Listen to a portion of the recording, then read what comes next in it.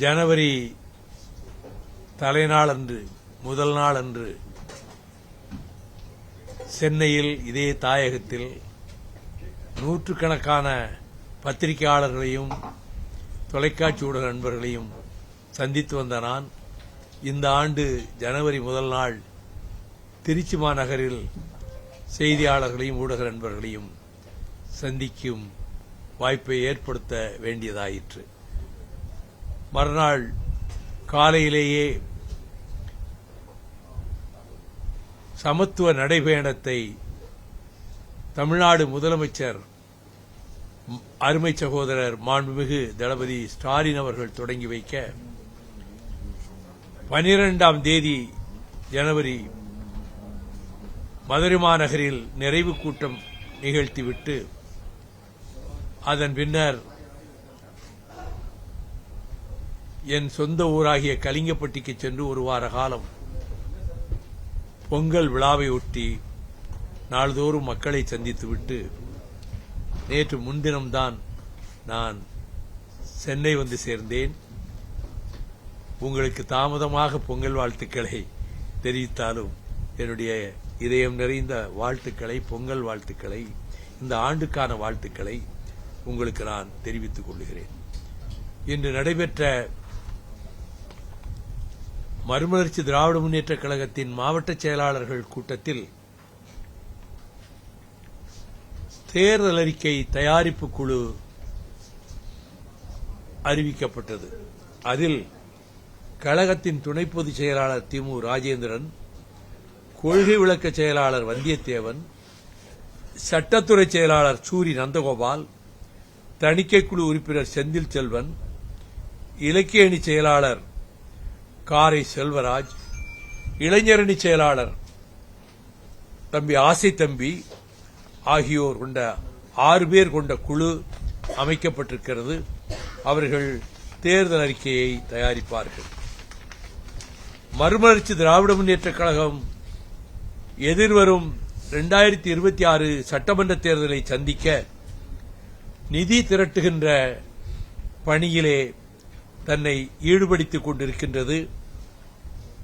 சமத்துவ நடைபயணம் காரணமாக அந்த பணியிலே முழுமையாக மாவட்ட செயலாளர்கள் ஈடுபட முடியாத நிலையில் இப்பொழுது நிதியளிப்பு கூட்டங்களை மண்டல வாரியாக நடத்துவதென்றும், முதலில் கோவை மண்டலத்தில் பிப்ரவரி 14ஆம் தேதி, நெல்லை மண்டலத்தில் பிப்ரவரி 15ஆம் தேதி, பிப்ரவரி 16ஆம் தேதி மதுரை மண்டலத்தில், பிப்ரவரி 17ஆம் தேதி திருச்சி மண்டலத்தில், பிப்ரவரி 18ஆம் நாள் விழுப்புரம் மண்டலத்திலும், பிப்ரவரி 24ஆம் நாள் வேலூர் மண்டலத்திலும், பிப்ரவரி 25இல் சென்னை மண்டலத்திலும் அந்த நிதியளிப்பு கூட்டங்களை நடத்துவதென்றும், நானும் கழகத்தின் அவைத்தலைவர் ஆடிட்டர் அர்ஜுன்ராஜ் அவர்களும், பொருளாளர் செந்திலதிபன் அவர்களும், அந்தந்த மண்டலங்களில் இருக்கக்கூடிய கழகத்தின் துணை பொதுச் செயலாளர்களும்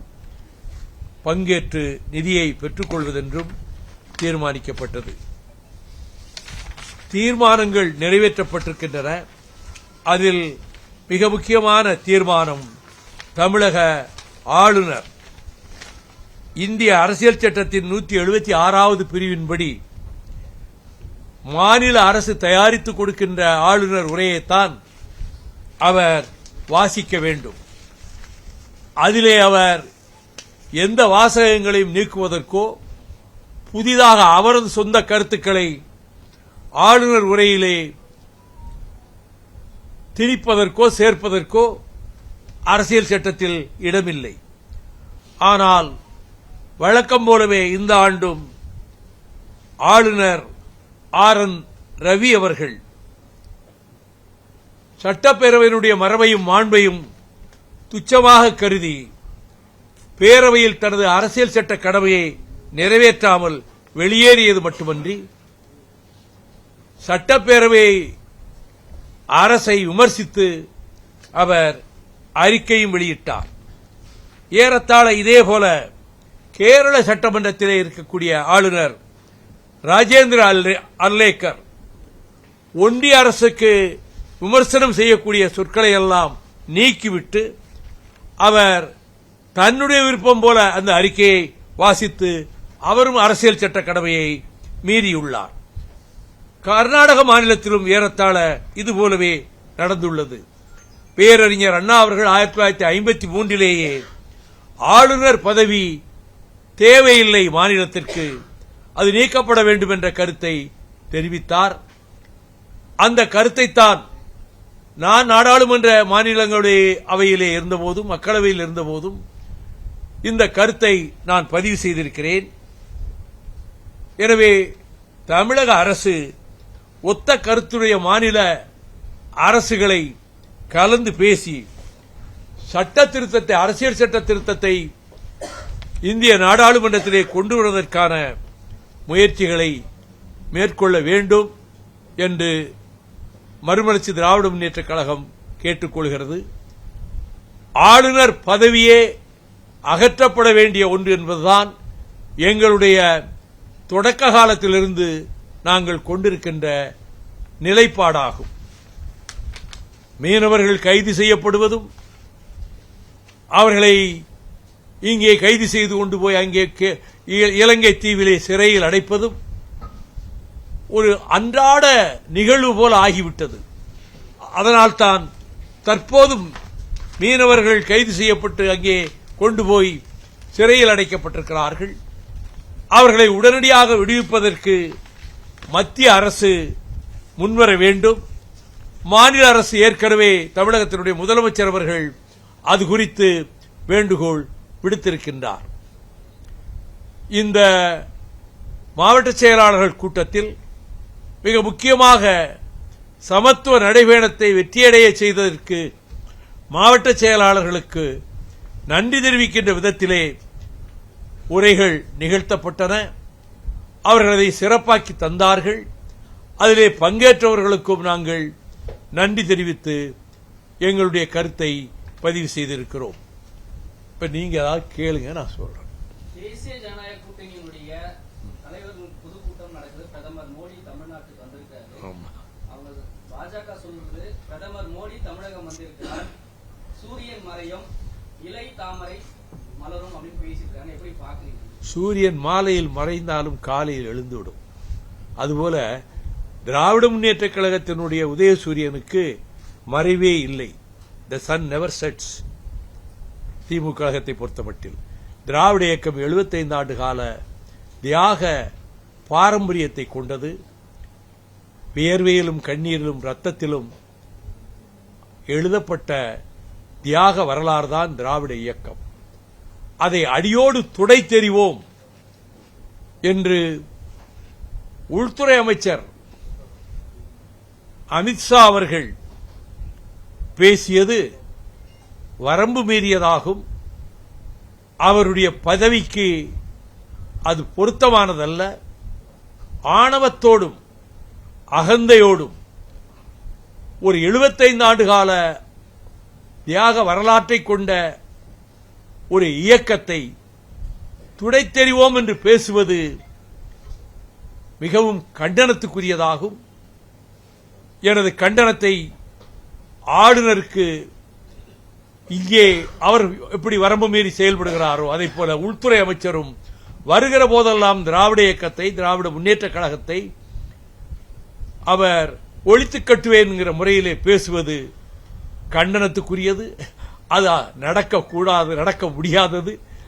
அது ஒரு காலம் அப்படிப்பட்ட முயற்சி இந்த திராவிட இயக்க பூமியில் நடக்காது, நடக்க விடவும் மாட்டோம். தமிழகத்தில் தேசிய ஜனநாயக கூட்டணி அந்த கூட்டணியில் இருந்தவர்களே வெளியில போயிட்டு மறுபடியும் அந்த கூட்டணியிலே இருந்துட்டு நாங்கள் எல்லாரும் ஒன்று சேர்ந்து மெகா கூட்டணி அமைச்சிருக்கோம் அப்படிங்கிற மாதிரி சொல்லியிருக்காங்க. புதிய கட்சிகள் எதுவும் அதுல இணையில, தேமுதிக வெளியில வந்திருக்காரு. அவங்க என்ன முடிவு எடுத்துக்காங்க? அவங்க இனி எதுவும் சொல்லல, எந்த பக்கம்னு சொல்லல. மற்றவங்க கொஞ்சம் பேர் வெளியே போறாங்க, திரும்ப வந்து சேர்ந்திருக்காங்க. அது அவங்களுடைய ஜனநாயக உரிமை, வந்து சேர்றாங்க. வீழ்த்த முடியாது. அவர்கள் இந்த கூட்டணியின் மூலமாக திராவிட முன்னேற்ற கழகத்தின் தலைமையிலான மதச்சார்பற்ற முற்போக்கு கூட்டணியை வீழ்த்த முடியாது. அது அவர்கள் கனவு காணலாமே தவிர அது நனவிலே நடக்காது. பொதுக்கூட்டத்துல எடப்பாடி பழனிசாமி அதான் பேசியிருக்காரு. என்ன பேசியிருக்காரு? திமுக ஆட்சியை வீழ்த்துவோம், ஸ்டாலினுக்கு பை பை அப்படின்னு பேசியிருக்காரு. அவரு ஏதோ வீட்டில இருந்து பஸ்ஸுக்கு போகும்போது பை பை சொன்ன மாதிரி அவர் பாட்டு ஏதாவது சொல்லிட்டு போவாரு. அவருக்கு பை பை சொல்லி தான் வெளியே அனுப்பிட்டாங்க. அவர் திரும்ப அங்க வர முடியாது. முதலமைச்சர் நாற்காலிக்கெல்லாம் அவர் வர முடியாது. அதற்கு வாய்ப்பே கிடையாது. திமுக தான் மீண்டும் ஆட்சிக்கு வரும். மாண்புமிகு தளபதி ஸ்டாலின் அவர்கள்தான் தொடர்ந்து எதிர்வரும் சட்டமன்ற தேர்தலிலும் மகத்தான வெற்றி பெற்று அவர்தான் மீண்டும் முதலமைச்சர் ஆவார். சார், ஊழல் திமுக அரசுக்கு விடை கொடுக்கணும் அப்படின்னு சொல்லி ட்விட்டர்ல பிரதமர் மோடி பதிவிட்டிருக்காரு. இதான் மக்களும் விரும்புறாங்க. மோடி பிரதமர் பதவிக்கு பொருத்தமாக அந்த தகுதியோடு அவர் பேசணும். அவர் போற இடங்கள்ல எல்லாம் அவர் ஓங்கி குரல் கொடுத்து அங்கு ஆளுகிற கட்சிகள் பாஜக அல்லாத கட்சிகளை ஏளனமாக பேசுவதும் அவர்களை நாங்கள் அகற்றுவோம் என்று பேசுவதும் அவர் பிரதமர் பதவிக்கு அது அழகல்ல. அவருடைய தகுதியை அவரே குறைத்துக் கொள்கிறார்.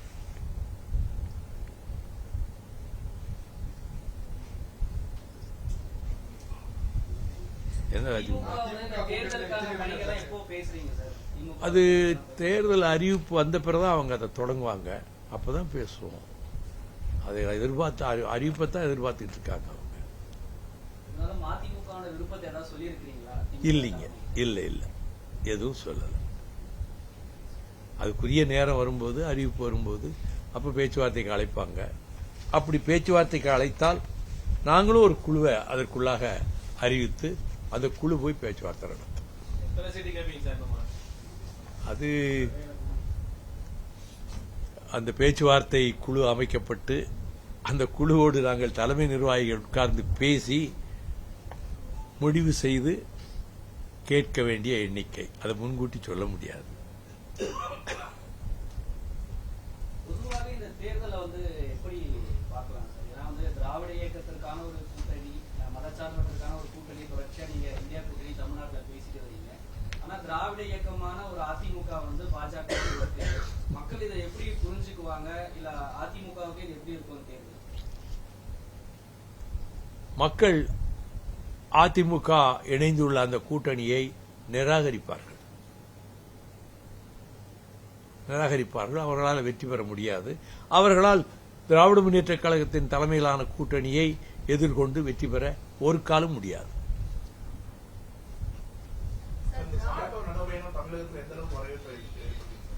கோடிக்கணக்கான மக்களுக்கு, கோடானு கோடி மக்களுக்கு அது போய் சேர்ந்திருக்கு. சோசியல் மீடியா மூலம், பேஸ்புக், ட்விட்டர் மூலம் எண்ணற்ற இளைஞர்கள் அதை அனுப்பியிருக்காங்க. உலகத்தின் பல நாடுகளிலே இருந்து எனக்கு வாழ்த்து செய்திகள் அலைபேசியிலே வந்தன. தமிழகத்திலே இதுவரை சென்று அடைய முடியாத மக்களிடமும் இந்த தமிழகத்துக்கு மறுமலர்ச்சி திராவிட முன்னேற்றக் கழகம் என்னென்ன சேவை செய்திருக்கிறது, என்னென்ன நாசகார திட்டங்களை தடுத்து நிறுத்தி அகற்றி இருக்கிறது என்பதை புள்ளி விவரங்களோடு நாங்கள் செய்த சாதனைகள் பட்டியல் என்று சொன்னால் அது அத்தனையும் இந்த நடைபயணத்தின் போது, சமத்துவ நடைபயணத்தின் போது, அது முக்கியமான 5 பிரமாண்டமான கூட்டங்களிலும் நான் பதிவு செய்திருக்கிறேன். முழக்கங்கள் எங்கள் தோழர்கள் எழுப்பிச் சென்ற போது மக்களிடம் நல்ல வரவேற்பு இருந்தது.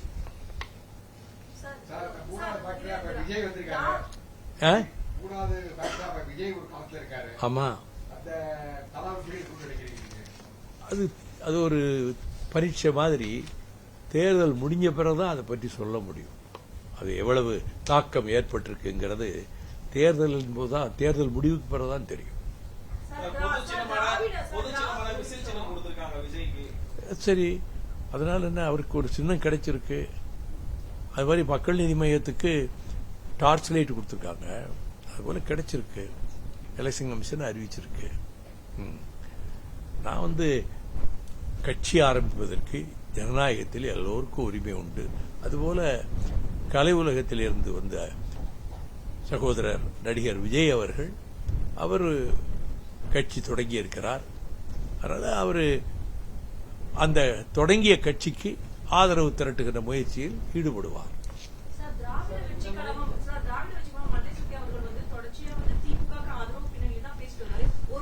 எது பற்றி எந்த கருத்தும் சொல்ல நான் விரும்பவில்லை. ஐ இக்னோர் ஹிம்.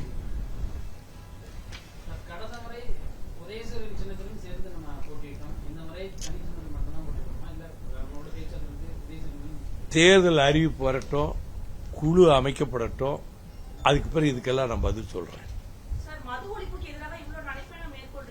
போதைப் பொருளுக்கு எதிராகத்தான் முக்கியமா. மதுவை விட கொடிது drugs. That will destroy the society. பெண்களுக்கு பாதுகாப்பு இல்லாம போறதுக்கு காரணம் இந்த ட்ரக்ஸ் தான், போதைப் பொருள் தான். மிருகமாக்கிறது மனிதனை. அது இப்ப ஊடுருவிக்கிட்டு இருக்கு.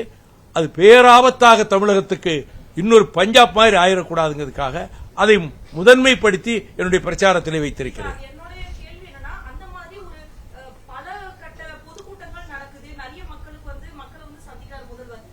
நீங்க அவரே மதுவை பற்றி பேசுறாருல்ல. திருச்சி தொடக்க கூட்டத்தை எங்க பயணத்தை தொடங்கி வைக்கும் போது முதல்வர் அவர்களே பேசினார்களே.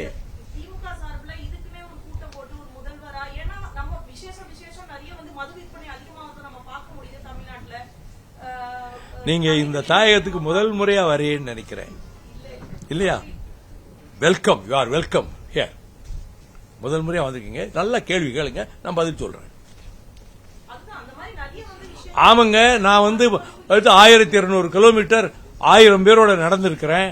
இப்ப இந்த போதைப் பொருள் மிக முக்கியமான, மிக கவலை அளிக்கக்கூடிய பிரச்சனை என்பதோடு சாதி பூசல்கள், மத பூசல்கள் ஆங்காங்கே தலையெடுப்பதற்கு இந்துத்துவ சக்திகள் காரணமாக இருக்கிற காரணத்தால் அந்த சகோதரத்துவம் அடியோடு நாசமாக்கப்படுகிற வகையிலே இந்த சக்திகள் முயற்சி செய்து கொண்டிருப்பதால் அதை பற்றியும் என்னுடைய சமத்துவ நடைபயணத்தில் முக்கியத்துவம் கொடுத்து அதை நான் வலியுறுத்தி வந்திருக்கிறேன். சகோதரத்துவத்தையும் நல்லிணக்கத்தையும், சமய நல்லிணக்கத்தையும், சாதிய நல்லிணக்கத்தையும் வலியுறுத்தி வந்திருக்கிறேன். அதற்கு நல்ல வரவேற்பு இருந்தது.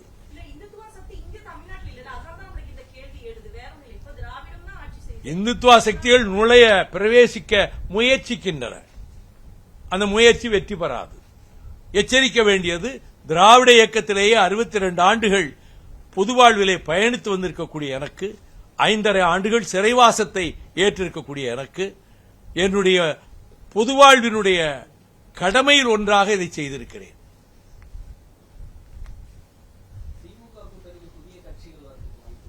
தெரியலைங்க, எனக்கு தெரியாது. அப்படி இருக்குன்னா அங்க உங்க மூலமா தான், ஊடகம் மூலமா தான், தொலைக்காட்சி மூலம், பத்திரிகை மூலமா தான் தெரிஞ்சுக்கிட்டோம்.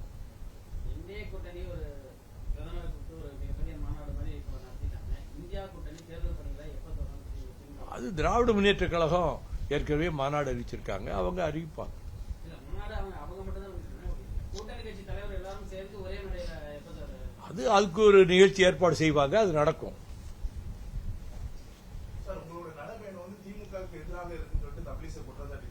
தமிழிசை சமயத்தில் உளறிட்டே இருப்பாங்க, அதுக்கெல்லாம் நான் பதில் சொல்ல முடியாது.